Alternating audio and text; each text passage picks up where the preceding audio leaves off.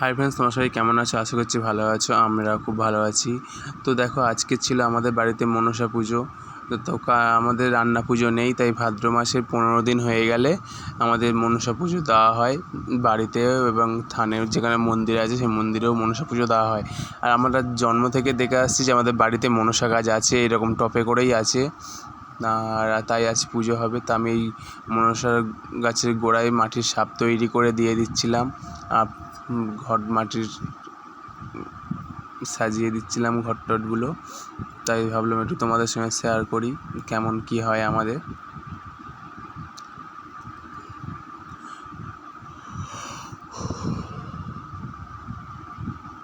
মনসা গাছটা দেখো কত বড়, টপের গাছটা বেশ অনেক বড় হয়ে গেছে। আর এই আলপনাগুলো দিয়েছি আমি। আর কিছুক্ষণ বাদে ব্রাহ্মণ আসবে, ওদিকে জোগাড় হয়ে গেছে। তো এই দেখো ঠাকুরমশাই চলে এসছে, এসে পুজো করছে।